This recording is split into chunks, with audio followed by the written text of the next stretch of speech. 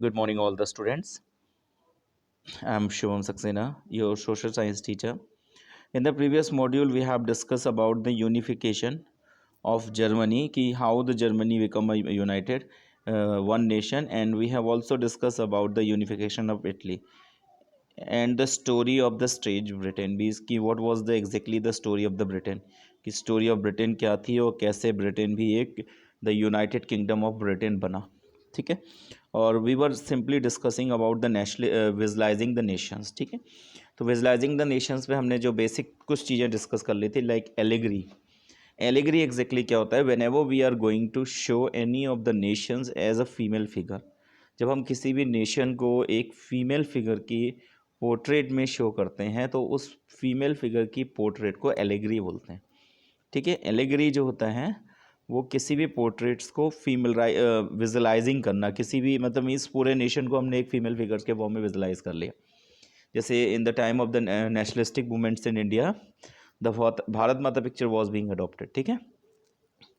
इसके अलावा देखिए जैसे आइडिया ऑफ लिबर्टी, तो लिबर्टी के आइडिया के लिए, लिबर्टी एक आइडियोलॉजी है, तो एक लिबर्टी टर्म्स के आइडिया के लिए भी एक फीमेल फिगर बनाना, या जस्टिस के लिए वो ब्लाइंड फोल्डेड फिगर फीमेल होती है जिसके हाथ में बैलेंस होता है.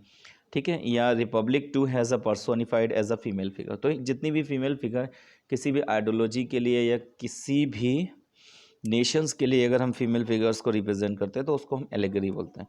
Allegory was erected at a squares of a mark nation unity. ठीक है. यानी एलेगरी के जो थी वो इरेक्ट की जाती थी, यानी बनाई जाती थी एक स्क्वायर्स पे, और वो नेशंस को यूनाइटेड का मार्क करती थी. मीन्स लोगों को कहा जाता था कि भाई ये हमारी बात माता हैं, या ये हमारी पिक्चर्स हैं, या मदर हैं, मदरलैंड हैं, और उनको इस टाइप से कैप्चर किया गया है, हमें उनको छुड़ाना है, ऐसे करके लोगों के इमोशंस को कनेक्ट करने के लिए एलिग्री बनाई जाती थी. Coins and stamps to carried their images. Coin पे, पिक्चर्स पे, स्क्वायर्स पे उन इमेजेस को डिपिक्ट किया जाता था या इनक्रैप्ट किया जाता था. ठीक है. Marianne represented republics of France. France में जब रिपब्लिक का रिप्रेजेंटेशन हो रहा था तो मदर मैरिनी करके एक इमेजिनरी फीमेल फिगर्स थी जिसको बनाया गया था. ठीक है. और जर्मेनिया जो थी वो पोर्ट्रेट की गई थी जर्मन नेशन के लिए. जो पिक्चर है यहाँ पर वो जर्मेनिया की है. ठीक है. तो फ्रांस में मदर मैरिनी और जर्मेनिया जो जर्मनी में. ठीक है. इसके बाद जो नेक्स्ट टॉपिक आता है वो हमारा आता है nationalism and imperialism. That is very much important. And under this topic we will also discuss about a small portion that was known as Balkan issues. And we will also discuss that how the Balkan issues become a most important reason for the first world war. Imperialism means expansion of your territories. आप अपनी territories के expansion के बारे में सोच रहे हैं, combinations के बारे में नहीं, combine के बारे में नहीं, collaboration के बारे में नहीं. ठीक है. तो हुआ क्या था, एक छोटा सा एरिया था, इसका नाम था Balkan. Balkan become the source of the nationalistic tensions in Europe 1871. It was two are reasons of geographical and ethnic variation. यानी वेल्कन में जोग्राफिकल और एथनिक वेरिएशन थे, अलग अलग ग्रुप को बिलोंग करने वाले, और कहीं पे प्लेट्यू, कहीं पे माउंटेन, ऐसे करके जोग्राफिकल वेरिएशंस थे वहाँ पर. Inhabited by the Slavs and was under the control of the Ottoman Empire. वहाँ पे रहने वाले ज़्यादातर लोग जो थे वो स्लैब्स थे, और वो under the control of Ottoman Empires के कंट्रोल में था. ठीक है. Idea of nationalism swept over the entire Balkan regions. ठीक है. नहीं, जो नेशनलिज्म आइडिया था वो पूरी तरीके से स्वेप्ट हो गया. और उसके बाद क्या हुआ वेल्कन रीजन पे one by one nationalistic declared their independence through the struggle. आपने देखा जर्मनी ने किया, फिर इटली ने किया, फिर ब्रिटेन ने किया.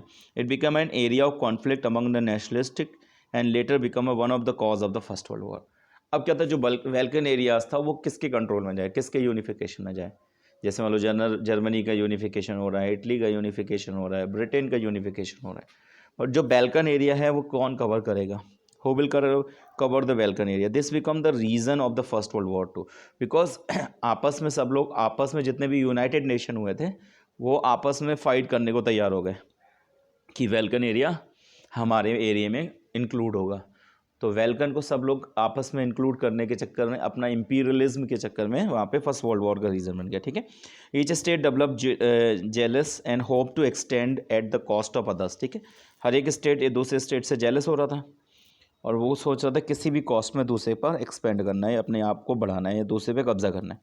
European power further complicated the situation and they were struggling to prove that their trades and military mights over the others. ठीक है, country like Russia, Germany, England, Austria, Hungarian extended their control over the Balkan area. यानी इन सारी countries में extend करने की कोशिश की और कोशिश करने के बाद ये सब आपस में ही लड़ गई कि भाई वेल्कन एरियाज किसको मिले, और वो जो बना वो फर्स्ट वर्ल्ड वॉर हो गया. ठीक है, so this was all about the whole chapter and the notes of this chapter has already drafted to your WhatsApp group.